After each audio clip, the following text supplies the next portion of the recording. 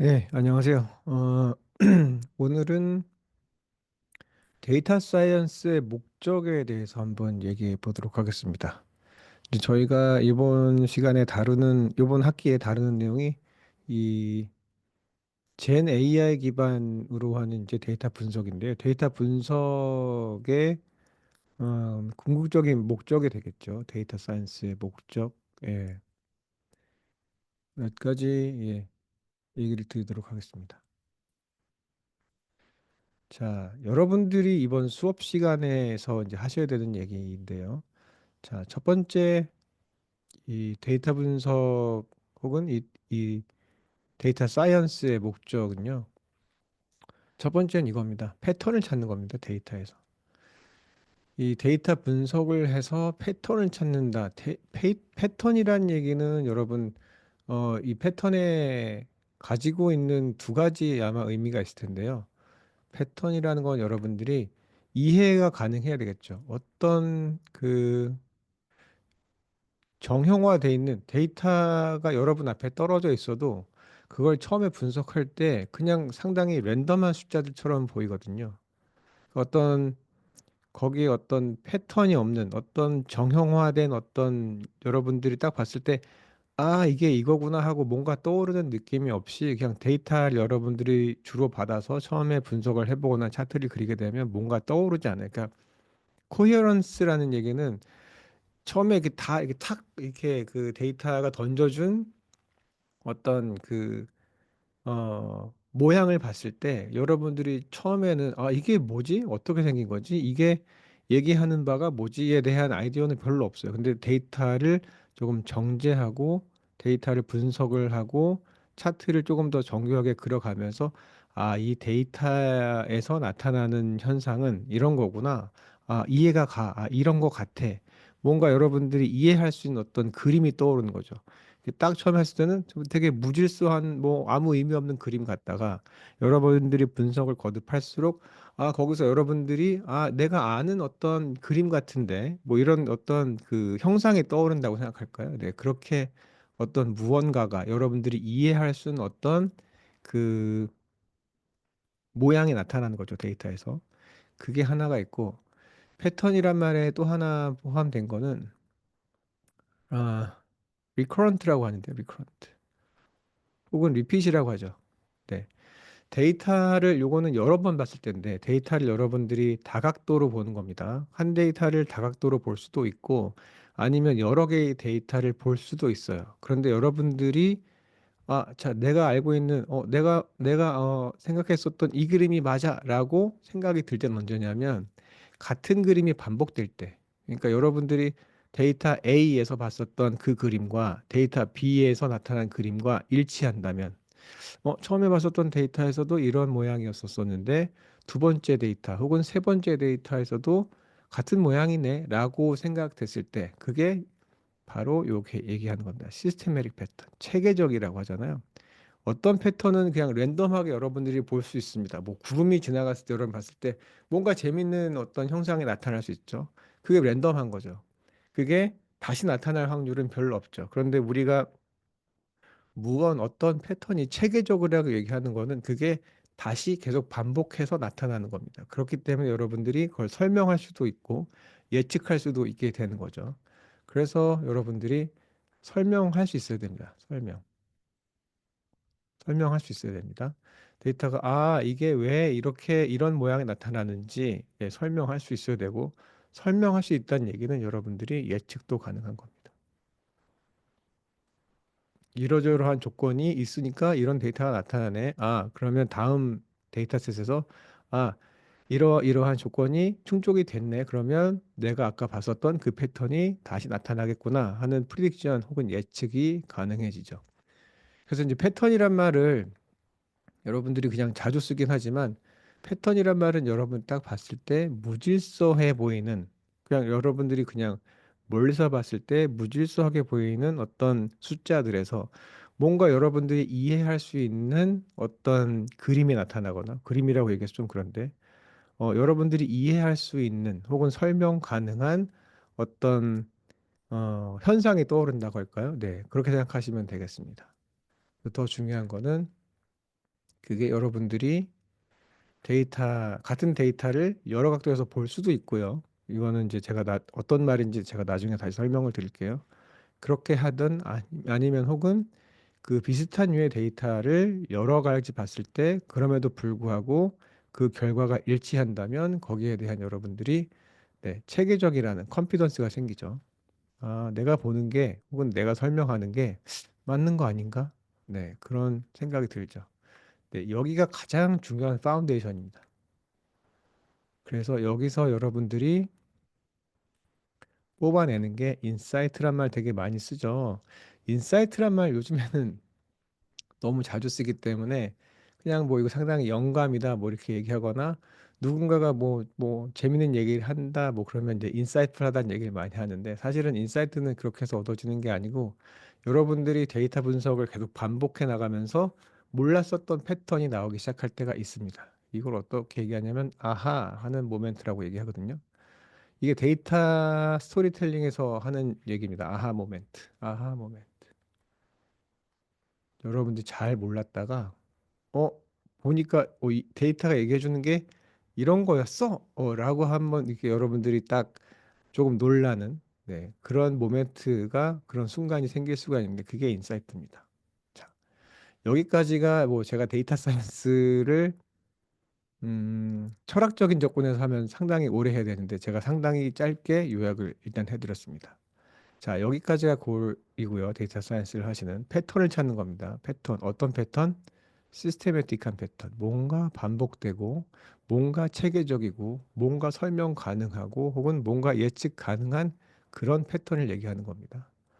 그런데 그게 우리가 사전에 몰랐었던 거라면, 그죠? 사전에 몰랐었던 거라면, 아하 모멘트가 될 수도 있습니다. 반대로 우리가 알던 게 데이터에 나오는 확률도 있습니다. 알던 패턴. 혹은 알던 패턴이 데이터는 확인이 안 되는 경우도 있고요. 그게 아하 모멘트가 될 수 있습니다. 다시 말씀드려 볼게요. 여러분들이 당연하다고 예측했었던 것들이 데이터에서는 안 나오는 경우도 있어요. 그러면 가끔씩은 친구들이 저한테 학생들이 선생님 요거 A와 B 사이의 관계를 저는 A가 올라가면 당연히 B도 올라간다고 저는 생각했는데 데이터를 보니까 관계가 없는 것 같아요. A와 B와는 상관이 없네요. 상관이 없네요. 이런 데이터를 찾는 경우도 있거든요. 뭐 전자의 같은 경우는 예측한 게 이런 거겠죠. A와 B가 있다면 이런 식으로 올라가는 데이터 생각했는데 나중에 진짜 데이터를 열어보고 나니 분석을 해보고 나니 예, 차트를 그리니까 이렇게 나타나더라. 요것도 가능하거든요. 이런 차트인 경우는 A가 아무리 변화해도 B는 변화가 없죠. 이런 경우는 A와 B와 서로 관계가 없다는 얘기인데 이런 것들이 여러분들이 많이 볼 수 있는 겁니다. 어, 요거를 아마 제가 수업 시간에 할 수도 있는데 이런 게 어떤 게 있었었냐면 X축이 뭐였었냐면 어, 디마크리시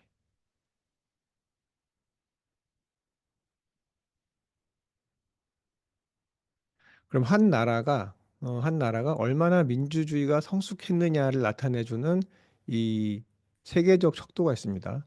숫자가 높다는 얘기는 그 나라가 정치적으로 민주주의적인 절차가 성숙해 있다는 나라죠. 그리고 Y축에는 뭐였었냐면 percent voting 투표율입니다. 그러니까 이 조사가 되던 그 해에 그 전국 레벨의 선거가 있었던 나라들을 대상으로 해서 차트를 그리게 되는데 그 전국 레벨 선거에서 투표율이 얼마였었는지 그러면 여기 이렇게 쭉 그리고 나면 이렇게 되겠죠. 각각 점 하나하나가 나라가 되겠죠. 이 친구가 예측한 건 이런 거였죠. 그 나라의 민주주의 정도가 많이 성숙하면 성숙할수록 이 투표율이 높을 것이다라는 거였었는데 뚜껑을 열어보니까 어때요? 뚜껑을 열어보니 패턴은 이렇게 나타났습니다. 거의. 제가 약간 과장을 하긴 했는데 이 민주주의와 그 투표율 간에 그렇게 큰 관계가 없다는 걸 알게 됐습니다. 그래서 이 친구는 처음에 저한테 선생님 이거가 그 제가 그 원하던 패턴이 안 나왔어요. 그리고 혹은 통계적으로 유의미하지 않은데 이거 어떻게 하죠? 다른 거 해야 되나요? 그래서 제가 얘기했죠. 이게 아하죠, 그죠? 이게 아하 모멘트입니다. 여러분들이 상식적으로 생각할 수 있잖아요. 그죠? 그냥 직관적으로 생각하기에 민주주의가 성숙할수록 그 나라의 국민들은 투표율이 높을 거라고 생각하지만 실상은 그렇지 않은 것이 더 재밌는 파인딩이고 이게 인사이트죠. 실상과. 그래서 여러분들이 데이터를 열어보게 되면 이런 순간을 맞이할 확률이 상당히 높습니다. 여러분들이 그냥 피상적으로 생각하고 있었던 것들이 데이터에는 잘 안 드러나는 경우가 있습니다. 근데 오히려 이게 저희한테는 더 시사점을 주죠. 그죠? 민주주의가 성숙할수록 이게 높아야 되나요? 이제 여러분들이 이런 데이터를 맞닥뜨리면 생각을 하기 시작하죠. 아, 그럼 민주주의가 높다고 해서 반드시 투표율이 높을 필요는 없구나. 그러면 왜 그럴까? 그렇죠? 이게 그 민주주의가 성숙했다는 얘기, 예, 요거와 또 GDP도 연관이 돼 있고요. 여러 가지가 연관이 돼 있는데 이 민주주의가 어느 정도 발달을 하게 되면 어떤 것들이 생기냐면 그 합리적 무관심이라고 할까요? 어느 정도의 무관심이 생기죠. 이그노를 하죠, 그죠? 이그노런스. 정치적으로 그 사회가 안정이 될수록 네, 그 민주주의 국가의 리더가 바뀜으로 해서 생기는 변화는 많지 않거든요. 왜냐하면 이미 민주주의 체제가 어느 정도 궤도에 올라와 있기 때문에 그 당시에 누가 리더가 되든지 간에 내 삶에는 큰 변화가 없을 확률이 높죠. 그렇기 때문에 이 민주주의가 성숙한 나라일수록 이게 좀 먹고 살기도 편한데 이렇게 두 개는 항상 같이 갑니다, 거의. 그렇기 때문에 크게 그 정치적 리더가 누가 되느냐에 대해서 관심이 없는 사람들이 생길 수 있죠. 그렇기 때문입니다. 그래서 처음에 여러분들이 이제 여러 가지 데이터를 만져볼 텐데 여러분들이 원하던 데이터가 나와야 더 재미있다. 그렇진 않아요. 여러분들이 예측하지 않았던 패턴이 나타났을 때 여러분들이 생각해야 되는 모티베이션이 생기기도 하고 그게 아하 모멘트가 돼서 훨씬 더 인사이프라고 재미있는 얘기를 할 수 있는 확률이 있습니다. 네. 그래서 얘기를 드렸고요. 그 다음에 넘어가 볼까요? 네. 자, 요 두 가지는 이제 그 전략적인 관점입니다. 우리가 수업에서 배우는 게 strategic communication이거든요.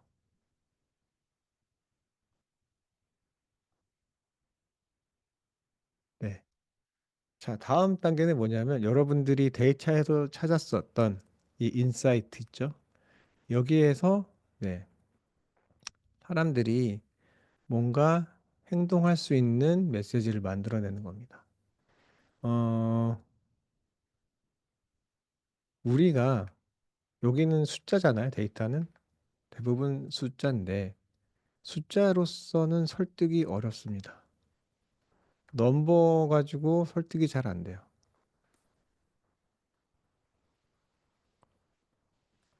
네, 이게 잘 안 된다는 얘기입니다.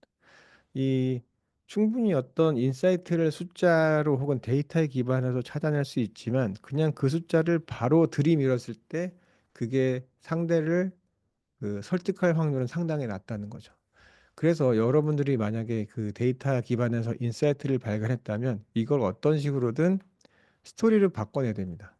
그 사람들이 혹은 여러분들이 설득하고자 하는 타겟에 유효하게 적시타를 날릴 수 있는 어떤 스토리가 필요하다는 거죠. 그래서 저희가 이번 수업에 우리가 반반 나누는 이유가 뭐냐면 처음에는 데이터를 합니다.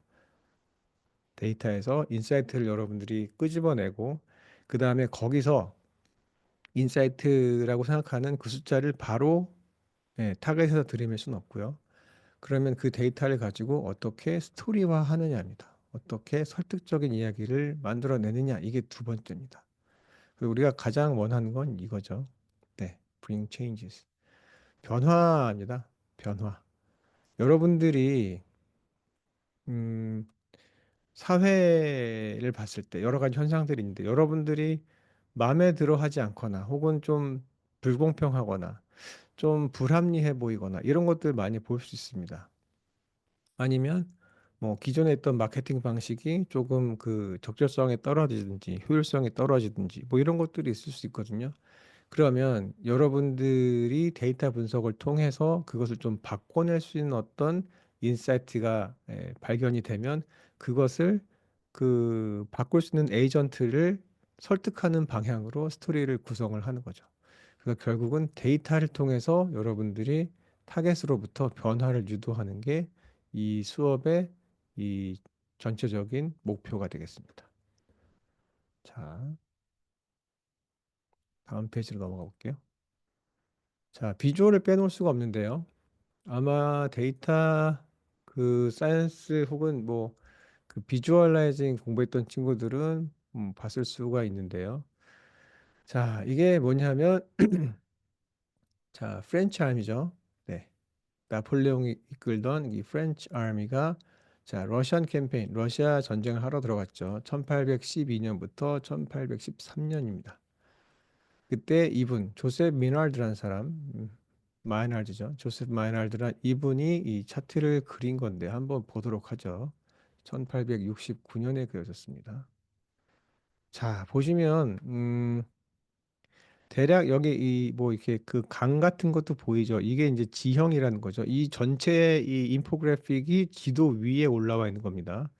그러면 이 지도라는 게 일단 1단계가 돼 있죠. 1단계는 지도가 돼 있고요. 자, 그리고 여기를 보면 이 회색으로 되어 있는 거 있잖아요. 이게 그 프로그레스입니다. 앞으로 나가는 거죠. 진격할 때. 네. 그래서 이 방향이 지금 네, 진격 방향입니다. 처음에 전쟁을 시작하는 게. 그리고 검은색을 보면 요거는 리트릿입니다. 후퇴하는 거죠. 후퇴하는 겁니다. 요렇게 빠져나가는 거죠. 네. 그래서 색깔로 코딩을 해놓은 겁니다. 요 회색은 네, 진격하는 방향, 그리고 검은색은 퇴로가 되겠죠. 자, 여기 또 포함된 게 뭐냐면 요 정도, 요 굵기 있잖아요. 요 굵기. 이 굵기가 알미 사이즈입니다. 알미가 얼마나 큰지. 그러면 그 동원되고 있는 그 당시에 있었던 그 군사력이겠죠. 여기 이제 숫자가 같이 나옵니다. 42만 2천인가요? 이렇게 되죠. 그래서 굵기가 점점 작아질수록 여기가 이제 12만 7천이죠. 그리고 마지막에 돌아올 때 보면 여기 이제 한 4천 정도 됩니다. 여기 만 정도 약간 되네요. 다른 데랑 합세가 생겨서 그렇게 돼 있죠. 그러면 굵기로서 나타내는 것이 지금 그 병력의 크기, 얼마나 그 당시에 그 시점에 이 병력이 많았는지를 나타내는 음, 방법이 됩니다. 자, 그러면 처음에 여기 맵이 있었죠. 1번은 맵이 있었고요. 두 번째는 네, 프로그레스냐, 리트리시냐가 있죠. 색깔로 코딩 해놨습니다. 그리고 알미 사이즈가 나오죠. 이걸 지울까요?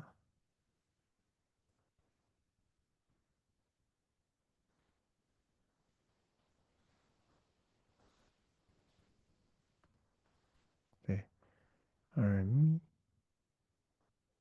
사이즈가 되겠죠. 네, 그 다음에 자, 또 볼까요?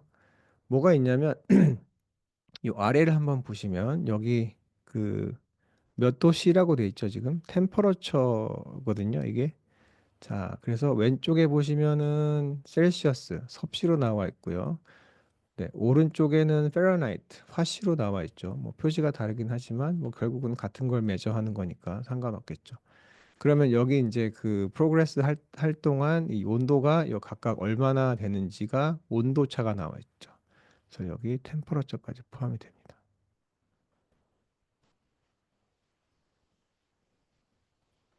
네. 이게 아마 제가 기억하기로는 날짜를 보시면 자, December 7, 6, November 28 이런 식이잖아요. 그러면 이게 퇴로입니다. 퇴로죠. 이게 순서상 맞겠죠. 그러면 태각을 10월 18일부터 시작을 했다는 얘기겠죠. 태각을 하면 할수록 점점 더 온도가 추워지죠. 이 러시아에서는 그 러시아 군들은 여기 상당히 이제 적응이 많이 되어 있지만 프랑스 군대는 이런 추위에는 적응이 덜 돼 있었죠. 상당히 고통스럽게 많은 분들이 돌아가신 걸로 알고 있습니다. 자, 그러면 여기 데이터가 그죠? 레이어가 몇 개죠? 하나, 둘, 셋, 넷, 네. 네 개의 데이터가 지금 한 장, 2디멘전에 지금 올라와 있는 거죠. 그럼에도 불구하고 여러분들 딱 봤을 때 이해를 하고 나면 제가 처음에 보여드렸을 때는 이게 무슨 그림인지 잘 모르실 수도 있는데 제가 설명을 하고 나니 어떤 내용인지 대략 감이 오시죠. 네, 그게 중요합니다. 이 데이터 비주얼은 두 가지 사이의 밸런스라고 보시면 되는데요. 하나는 인포메이션, 인포메이션이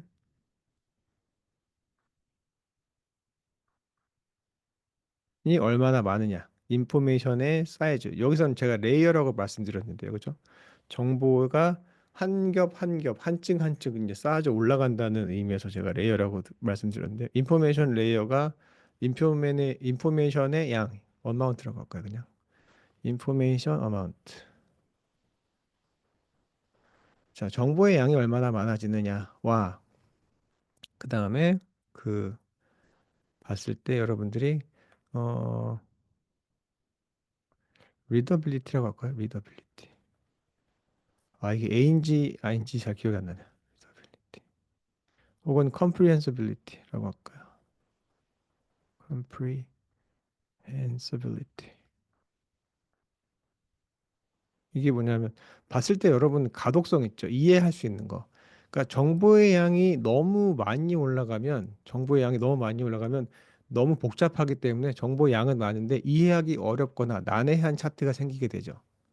그렇죠? 그래서 여러분들이 밸런스를 맞춰야 되는 요거 둘 다 좋아야 됩니다. 인포메이션 어마운트도 높으면서 가독성도 좋아야 됩니다. 그래서 인포메이션 레이어를 많이 쌓으면서 정보는 한 장에 많이 들어가긴 했지만 사람들이 탁 봤을 때 이해하기 어렵다 그런 순간에 여러분들이 그때는 하나씩 하나씩 레이어를 걷어내는 방식으로 네, 정보의 양과 이 가독성 사이에 균형을 잘 맞추셔야 됩니다. 요거는 밸런스가 키입니다. 밸런스. 밸런스를 잘 맞춰주시면 됩니다. 그래서 뭐 정보가 많은 뭐 그냥 무작정 정보의 양이 많은 차트 네 좋지 않습니다. 오히려 더 중요한 거는 요게 더 중요합니다. 여러분이 어떻게 표시를 하든지 간에 사람들이 딱 봤을 때 한눈에 이게 이 차트가 전달하는 정보가 무엇인지 알 수 있어야 되죠. 자, 넘어가 볼까요?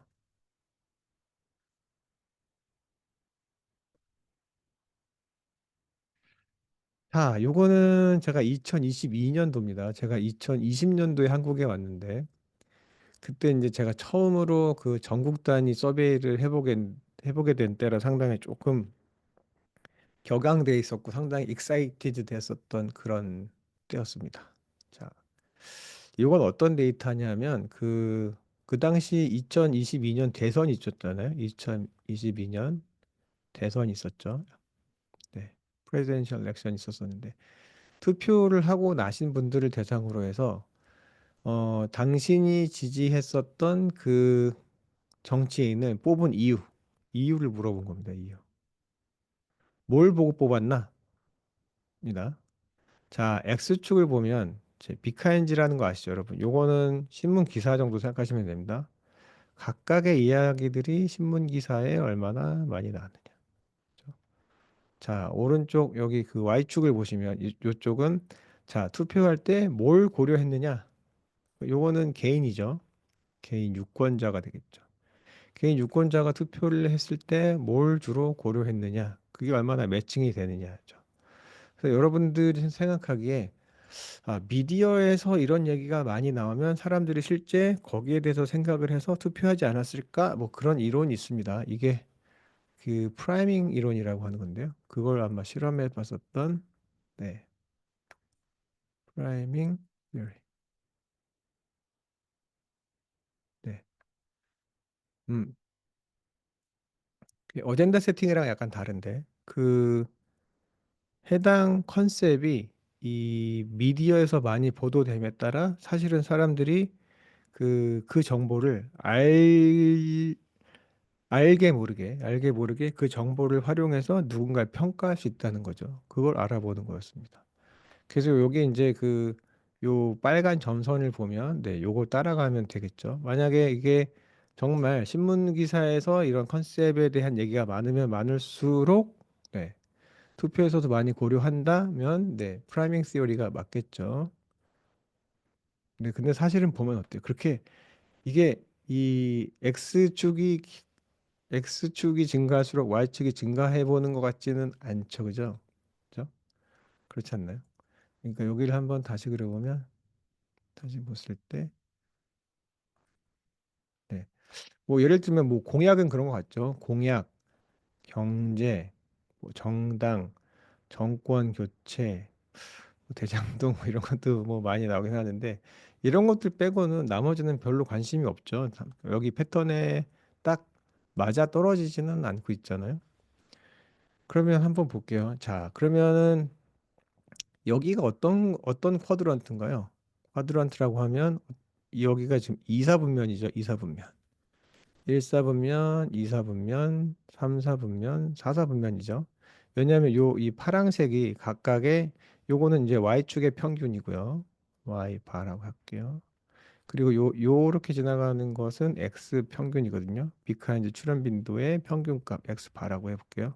나중에 이제 지금은 제가 그 x 바 y 바 그냥 썼는데 나중에 제가 다시 설명을 드릴 테니까 너무 이 전문 용어라고 생각하지 마시고요. 그냥 들어주시면 되겠습니다. 자, 그러면은 요 분면은 뭐냐면 이사 분면은 뭐냐면 그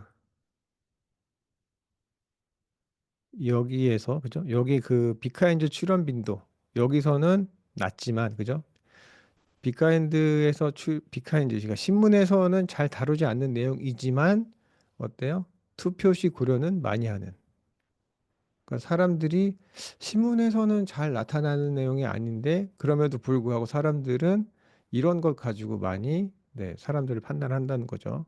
그럼 한번 볼까요? 여기 보면 정직 있죠. 청렴 있죠. 인성 있죠. 능력 있죠. 추진력, 결단력. 이거 다 보시면 어때요? 사람에 관한 얘기입니다. 그죠? 사람 됨됨이에 관한 얘기입니다. 우리가 하도 그죠? 주로 우리가 그 투표에 임할 때는 그 피선거권자가 내거는 공약을 보고 투표를 하라라고 저희가 그 많이 이야기를 들었기 때문에 공약에 대한 얘기 혹은 공약의 중요성에 대해서는 알지만 실제로 투표를 할 때는 미디어에서 이런 얘기는 하지 않아도 주로 누굴 본다고요? 사람 됨됨이를 보고 뽑는다는 거잖아요. 사람이 어떤 사람인지. 그렇잖아요. 이게 우리나라 사람들의 투표 방식이라는 거죠. 이런 게 여러분들 봤을 때는 인사이트가 될 수도 있죠. 네. 이제 이걸 가지고 처음에 데이터 나왔잖아요. 그죠? 데이터를 제가 비주얼라이즈 한 거고 여기서 이제 얘기가 나오는 겁니다. 그래서 저 인사이트는 뭐냐면 자, 사람은 우리나라 사람은 뭐예요? 인물 보고 뽑는다. 이거 제가 그 신문 기사에 냈었었는데 지금 제가 자료가 안 나는데 인물 보고 뽑는다라는 얘기입니다, 지금. 이런 내러티브가 가능하죠. 네. 내러티브에 대한 좀 더 구체적인 내용은 제가 스토리텔링 텍스트북을 그 커버를 할 때 더 구체적으로 설명드리도록 하겠습니다. 네. 그래서 인사이트에서 우리나라 사람들은 네. 사실은 이 패턴이 70년대부터 시작한 겁니다. 70년대부터. 70년대부터 그래 왔고 지금도 여전히 사람들은 사람을 보고 뽑는다라는 얘기죠. 그럼에도 불구하고 어때요? 공약이 중요하다고는 생각하고 있죠. 자, 그래서 공약이 얼마나 중요한지, 사람들이 얼마나 공약을 잘 알고 있는지. 맞습니다. 자,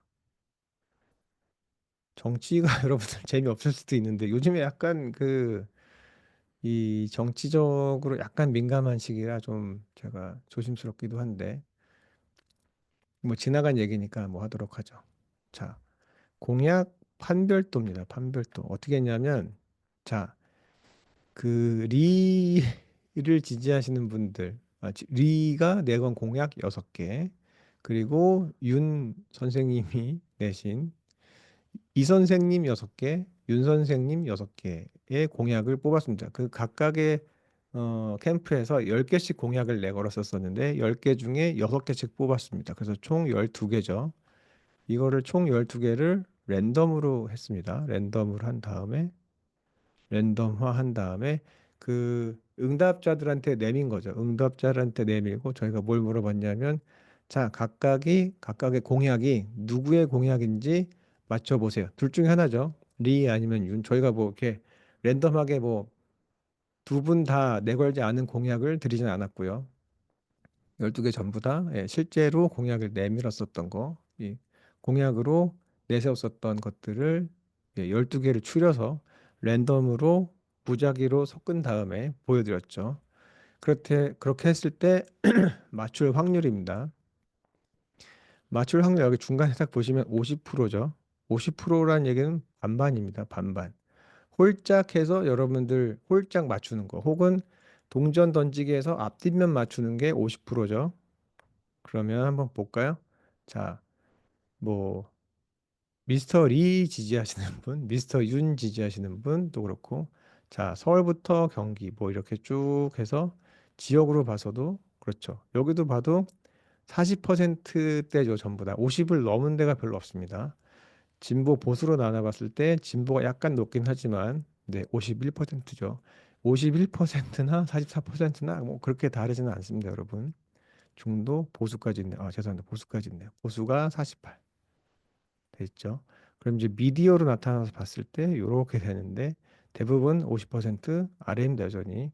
라디오가 52%가 돼서 조금 높긴 한데 요거 그 큰 거 보시면 아시겠지만 샘플 사이즈가 샘플이 되게 작아서 그렇습니다. 예, 라디오 시청자 요즘 많지 않죠.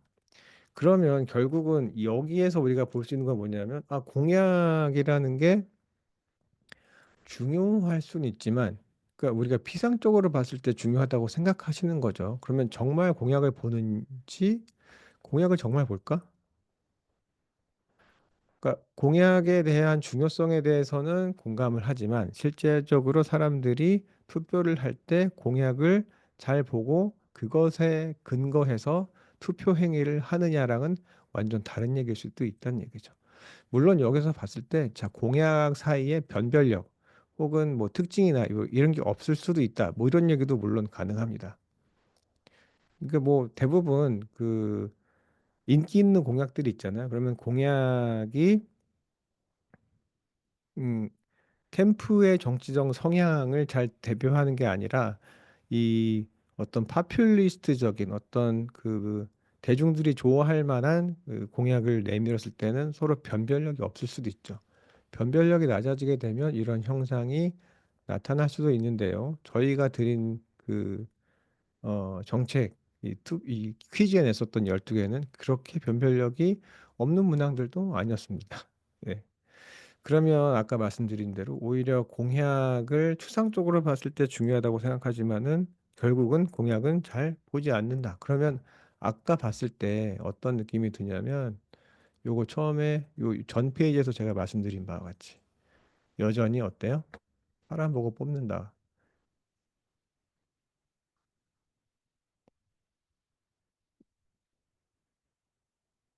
그래서 제가 처음에 봤을 때는 공약도 보잖아요. 할 수 있잖아요. 그죠? 사람도 물론 보지만 사람도 보지만 공약도 보는 거 아닌가요? 라는 게 가능하죠. 그런데 제가 여기서 데이터를 한 번 더 분석을 하면서 어떤 게 사라졌어요? 어떤 게 사라졌나요? 공약은 아니네. 그죠? 공약을 본다고 하지만 공약을 실질적으로 보고 거기에 따라서 투표에 임하지는 않네요. 그래서 지금 하나를 줄인 거죠. 네. 그래서 이전에 있었던 그 차트에서는 사람들이 공약 혹은 사람 됨됨이를 보는구나 하는데 우리가 뚜껑을 열어보니 공약에 의해서 뽑았다고 하긴 하지만 실질적으로 공약은 잘 뭔지 모르네요. 아, 그러면 실질적으로 사람들은 그 피선거권자의 인물을 보고 뽑는구나 라고 생각할 수 있죠. 자, 그래서 제가 그 연구 과제를 한번 해본 적이 있는데요. 그 결과가 이겁니다. 그러면 보시면 폴리세이라고 돼 있잖아요. 그래서 요거 같은 경우에는 제가 그 텍스트 분석을 활용해 가지고 그 여러분들 관심이 많이 없으실 텐데 국회에 가면 상임위 회의록 있습니다. 상임위 회의록이 있어요. 상임위 회의록을 제가 여러분들 잘 아실지 모르겠지만 코볼트라는 네, 이거 시험에 안 나옵니다. 코볼트 시험에 안 나와요. 예, 언어 모델을 가지고 코볼트에 기반해서 그, 그 회의에 참가했었던 국회의원의 정치적인 이념 성향을 측정하는 예, 어, 그런 모델을 만들어 놨고요. 여기에 들어가시면 자 이게 예, 웹사이트 주소인데요. 여러분 시간 되실 때 한번 들어가 보시면 감사하겠습니다. 들어가시면 이게 셀프 어드미니스트레이션 이거를 여기에 들어가시면 네, 셀프 테스트가 있습니다. 여러분들 스스로 요 테스트를 하시게 되면 정치 성향이 본인이 어떤지 네, 그게 나오고요.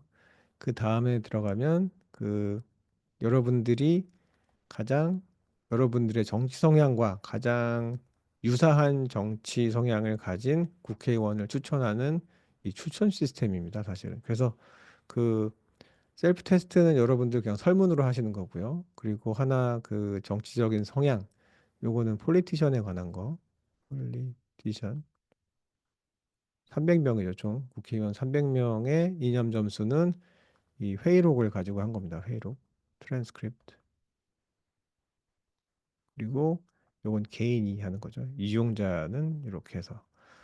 그렇게 해서 점수가 매칭이 되도록 해놨고, 그렇게 결과를 가지고 여러분들과 가장 부합하는, 가장 유사한 이념적인 성향을 가진 사람을 레코멘데이션 하는 그런 시스템입니다. 재밌죠? 여러분들 시간 나실 때 한번 들어오셔서 예, 본인 테스트도 해보시고, 나랑 제일 잘 맞는 사람이 누구로 나오네? 이렇게 한번 봐주시면 재밌을 것 같습니다. 그래서 이런 것들이 처음에 인사이트에서 생각을 한 거죠. 사실은 제가 이 데이터가 없었으면 요거 만들 생각을 아마 안 했을 거예요. 어떤 데이터냐면 요 데이터죠, 여러분. 여기서 물론 제가 이 분석 전체를 보여드린 건 아니고 제가 두 장만 보여드리는 건데 이 데이터 전체를 분석을 하면서 전 확실하게 느꼈거든요. 사람들이 주로 네, 사람을 보고 뽑는다는 거에 대해서 착안을 했었고 공약은 사실은 약간 무의미한 말이구나. 공약이 중요하다고 생각은 하지만 실제로 활용하지는 않는구나. 그래서 사실은 정치 캠페인 할 때 공약에 상당히 많은 무게를 주기도 하는데 사실은 실제적으로 봤을 때 그게 효율성이 떨어질 수 있겠다는 생각을 한 거죠. 여기서 본 것처럼 마찬가지죠. 여기서 본 것처럼 사람들은 공약 알지도 못한다는 거잖아요. 네. 그게 사실이라면 뭐 정책으로 더 유도를 하는 방법도 물론 있겠지만 정치적인 성향 자체가 70년대부터 지금 여태까지 계속 이런 형태로 되어 있으면 고쳐지지 않을 확률이 높다. 그렇다면 오히려 이 데이터에 기반해서 조금 더 객관적으로 이 정치 인물을 평가할 수 있는 어떤 메저먼트 혹은 측정 도구가 필요하지 않을까 해서 만들었었던 겁니다. 이게 내러티브죠, 결국은. 처음에 제가 몰랐었던 인사이트에서 시작을 해서 그것을 좀 활용하는 솔루션을 개발하는 거니까요. 네, 이런 식으로 가면 가장 여러분들이 데이터를 활용해서 가장 재미있는 결과를 나타낼 수 있는, 끌어낼 수 있는 이런 플로우가 되겠죠. 뭐 이번 수업에서는 뭐 당연히 이것까지는 제가 바라는 건 아니고 여러분들이 데이터 분석을 여러 가지를 통해서요. 네, 불이 꺼지네요. 여러 가지 분석을 통해서 여러분들 나름대로의 인사이트를 만들어내고 거기서 그랬을 때 여러분들이 데이터에 여러분들이 분석했었던 그 데이터와 직관되는 어떤 타겟에서 어떤 액션을 취하도록 할 것이냐까지 해주시면 되겠습니다. 자, 사이언스 얘기 조금 더 해볼까요? 자, 아까 제가 패턴이라고 말씀드렸죠. 그 패턴 중에 우리가 더 좋아하는 거는 사이언스 아까 제가 패턴이라고 말씀드렸습니다. 시스템액이라는 말씀은 제가 드렸죠. 그 다음에 대신에 패턴이라는 얘기했는데 여기는 제가 관계라고 썼습니다. 관계. 특히 어떤 관계? causal relationship. 이거는 인과관계입니다. 인과관계. 인과관계. causal relationship. 이건 뭐냐면 자, A와 B가 서로 관계가 있네요. 라고도 할 수 있지만 이건 인과관계가 아니죠. 인과관계 뭐냐면 자, A가 B의 원인이 됨이 확실할 때 이게 인과관계입니다. 인과관계. 이것을 이제 그 정의하는 여러 가지 방법이 있는데요. 그걸 더 얘기하기 전에 제가 그 언론에서 가져온 샘플 하나 가져와 봤습니다. 자, 볼까요? 읽어보시면 Research on Black Coffee. 네, 블랙커피에 대한 연구를 보니까 어떻대요? 프라스트 캔서, 그 남성의 전립선 암이죠. 전립선 암. 그죠? 그 블랙커피와 그죠? 블랙커피와 그죠? 프라스트 캔서. 네, 전립선 암. 그러니까 커피를 마시는 것과 전립선 암 사이의 관계를 보았었던 연구죠. 그래서 릴레이션십이 항상 자, 과학의 첫 단추라고 제가 말씀드릴게요. 과학의 첫 단추는 관계입니다. 관계. 관계. A와 B 사이의 관계를 확인하는 것이 사이언스의 첫걸음이라고 생각하시면 됩니다. 그 마지막 단계가 인과관계인데요. 네. 둘이 그냥 관계가 있는 것뿐만 아니라 뭐 이런 거 A와 B가 서로 상관관계에 있다고 하죠. A와 B가 관계가 있어요. A가 변하면요, B도 변해요. B가 변하면요, A도 변해요. 그건 아는데 A가 먼저야, B가 먼저야. 그걸 모를 때가 상관관계죠. 그걸 알 때가 네, 인과관계가 되겠습니다. 이렇게 이렇게. 음. 자, 보시면 어떤 파인딩이냐면 자, 남성 중에 그죠? 하루에 몇 잔이요? 6잔 이상의 커피를 드시는 분, 그죠?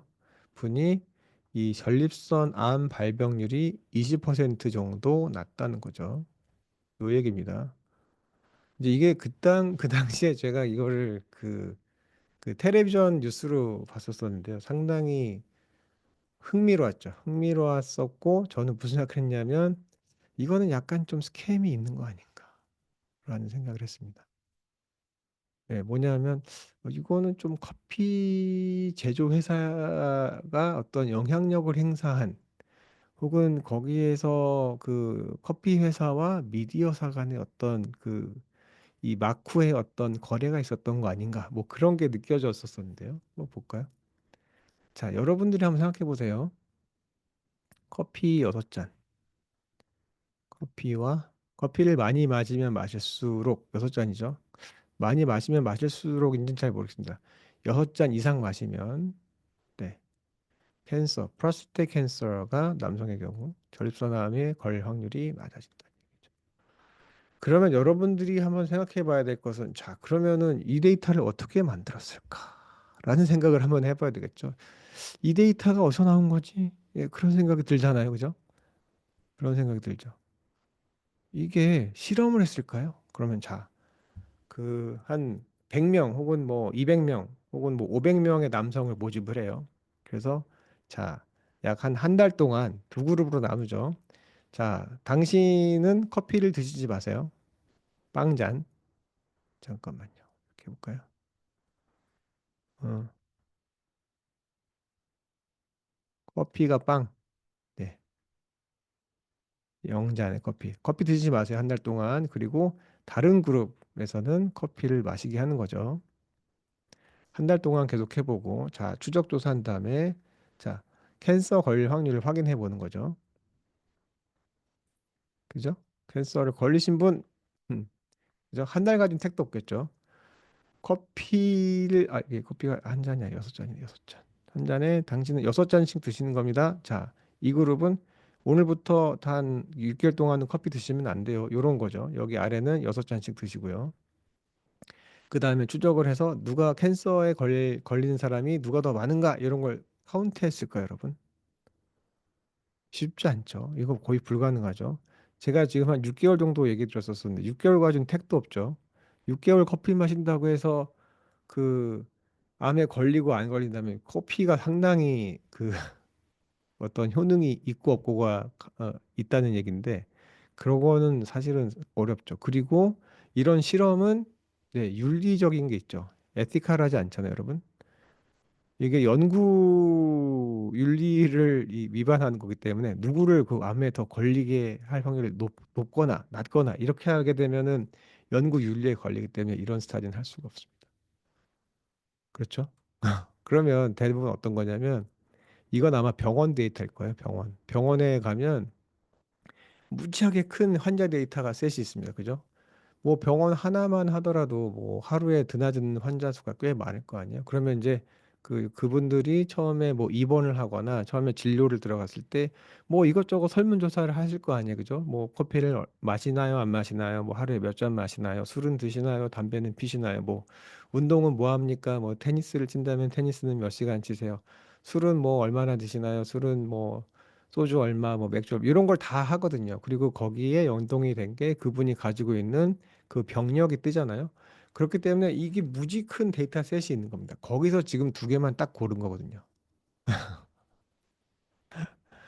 그렇기 때문에 이분들이 어떤 이런 것도 있을 수 있잖아요. 어떤 제3의 요인인지는 잘 모르겠지만, 자, 어떤 사람들은 커피, 그리고 캔서, 이게 돼 있는데, 어떤 사람들은 커피도 자주 마시고요. 이 사람들은 암도 잘 안 걸려요. 이런 사람들 있을까요? 어떤 사람들? 예를 들자면, 뭐 저도 이거 확신은 못하지만 예를 들자면 뭐 전문직, 네, 프로페셔널 주로 뭐 이렇게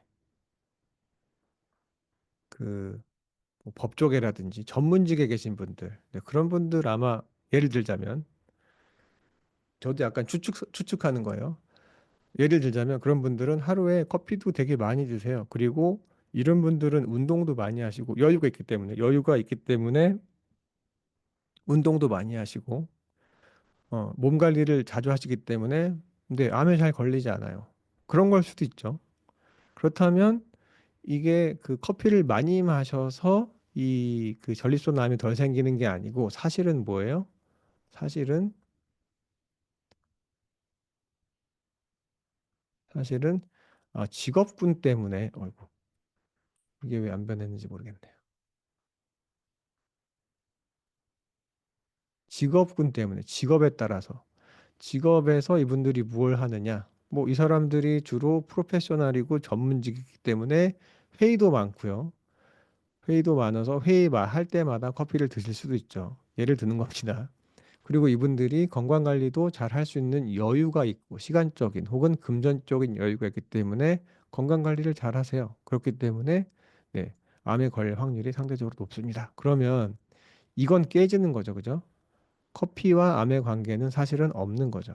이거는 뻥인 거죠. 뻥. 거짓말이 되는 거고 실상은 뭐였냐면 자, 둘이 관계가 있어 보이는 이유는 이분들이 가지고 있는 직장, 직군 이것 때문에 둘이 관계가 있어 보이는 거죠, 여러분. 네, 그런 게 가능하죠. 뭐 이런 걸 뭐 이렇게 페이크라고 해서 그 페이크 커절리티라고 하는데 스퓨리어스라고 얘기했네. 스퓨리어스 써볼까요, 그냥? 스퓨리어스라고 쓰는데요. 이런 게 스퓨리어스라고 합니다. 스퓨리어스.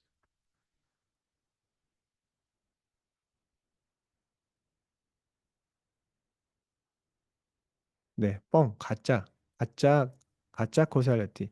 인과관계가 있어 보이지만 사실은 그 이유는 커즈가 같은 게 있기 때문에 커먼 커즈라고 얘기하는데요. 이 커피와 이 캔서 확률을 같이 영향을 주는 커먼 커즈가 제3의 커먼 커즈가 있었기 때문에 그런 거다라는 얘기입니다. 그래서 spurious relationship이라고 얘기하는데 이런 게 상당히 많을 거예요. 특히 여러분들이 그냥 데이터, 실험에 의하지 않은 그냥 설문에 의한 데이터를 보게 되면 대부분 그 되게 큰 엑셀 파일에 정리가 되어 있는데 그걸 보면 여러분들이 관계가 있는 걸 상관관계인 걸 요렇게 여러분들이 해석할 수가 있습니다. 그게 어떤 때는 논리적으로 맞을 수도 있지만 실질적으로 이 상관관계일 뿐이지 이 인과관계가 아닐 확률도 상당히 높거든요. 이런 걸 여러분들 좀 주의할 필요가 있습니다. 그래서 아마 한 다다음 주 중에 그 리터러시에 대해서 제가 말씀드릴 텐데 데이터 리터러시 데이터 리터러시. 요 시간에 제가 조금 더 요 어떤 음, 덤 혹은 멍청한 어떤 아규먼트가 가능한지 얘기해 보도록 할게요. 자, 마지막으로 가볼까요, 오늘? 자, 요겁니다, 여러분. 이거는 제가 데이터 사이언스를 의료계에 활용하시는 그 의료계에서 그 데이터 사이언스를 프랙티스 하는 그런 분들이 발표하는 거를 이제 듣고 알게 된 건데 이게 여러분들 MRI 사진이잖아요. MRI 사진. MRI, MPI가 아니라 MRI 사진. fMRI. fMRI에서 얻은 사진이죠. 여러분 그 MRI 기계에다가 이렇게 환자분 집어넣고 그 다음에 층층이 잘라가지고 보는 거잖아요. 그게 이제 총 9장이 필요하다고 하시더라고요. 총 9장이 반드시 필요하다고. 9장 중에 한 장이라도 없으면 다시 하셔야 된대요. 아, 9장 중에 하나라도 약간 이렇게 좀 이미지가 좀 이렇게 흐릿하거나 하는 경우에는 다시 해야 된다는 거죠. 그러지 않고서는 accurate diagnostics, diagnosis. 이 정확한 진단이 안 된다는 겁니다. 정확한 진단이 안 된다. 그러니까 이거 이렇게 예를 들자면 한 가지 현상을 9가지 퍼스펙티브에서 봐야지만 정확히 내가 보는 그 현상이 실제인지 확신할 수 있다는 거죠. 그 말을 우리가 그 영어에서는 자주 쓰는 표현인데 방법론에서 많이 씁니다. triangulation이라고 써요. triangulation. triangulate. 그리고 영어로 그 명사로는 triangulation이라고 하는데요. triangulation. 이게 왜 나왔냐면 이거 같은 위치인데요. 이 triangulation 이 단어는 어디에서 주로 썼냐? 소방관들이 쓰는 단어죠. 소방관. 이게 불이 막 나잖아요. 그죠? 잘 그린 것 같아요. 그죠? 잘 그렸죠? 잘 그렸죠? 주황색을 좀 섞어볼까요? 네. 제가 그린 불 중에 가장 잘 그린 것 같습니다. 제가 그냥. 자, 일단은 소방관들이 가장 그 색칠 좀 해볼까요? 여기다가. 자, 소방관들한테 가장 중요한 건 뭐냐면 진화하기 전에 그 발화점을 찾아야 됩니다. 발화점. 근데 이제 발화점을 찾아야 되는데 발화점을 어디서 찾아야 되느냐?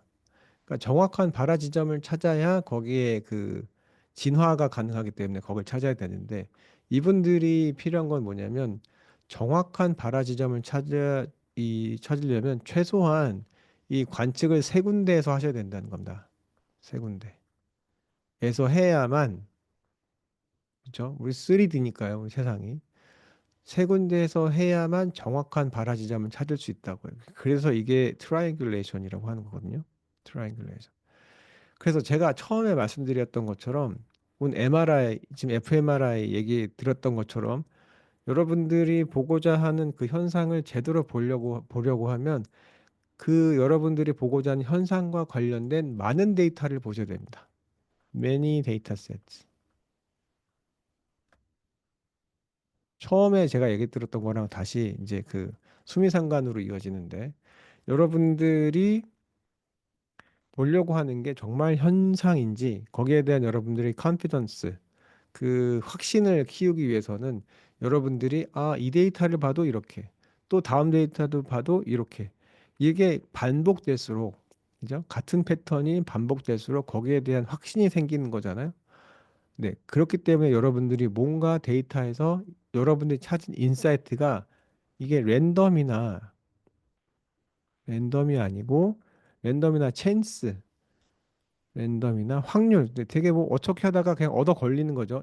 랜덤이나 찬스가 아니고 뭐라고요? 시스테매틱한 거. 여러분들이 찾았던 그 인사이트라는 게 시스테매틱한지 여러분들이 확인하려면 제가 다시 여기다가 강조를 드리지만 네, 매니 데이터셋. 여러분들이 데이터셋을 많이 보셔야 됩니다. 여러분들이 공부하고자 하는, 연구하고자 하는 그 현상과 관련된 데이터를 여러 개 봐야지만 여러분들이 그 찾아내는 인사이트가 그냥 찬스에 의한, 우연에 의한, 혹은 어떤 랜덤에 의한 인사이트가 아니고 여러분들이 보는 것이 체계적이고 또 다음 데이터에서도 계속 반복될 수 있는 일관성 있는 인사이트임을 먼저 확인하시는 게 가장 중요합니다. 그 다음에야 비로소 여러분들이 그것을 가지고 스토리텔링을 할 수가 있는데요. 여러분들이 가지고 있는 데이터에 대한 여러분들 스스로가 확신이 없으면 네, 그걸로 누굴 설득할 수는 없어요. 그렇기 때문에 이 여러분들이 가지고 있는 여러분들이 발견한 인사이트에 대한 확신을 얻기 위해서는 네, 우선 여러 데이터를 두루 보시고 거기서 여러분들이 찾은 그 패턴이 시스테매틱한지 아닌지 먼저 확인하는 게 가장 중요합니다. 자, 그래서 오늘은 그 데이터 사이언스의 목적, 네, 그리고 그것과 관련해서 여러분들이 이번 그 학기에 어떤 뭘 목표로 하셔야 되는지에 대해서 간략하게 설명을 드렸습니다.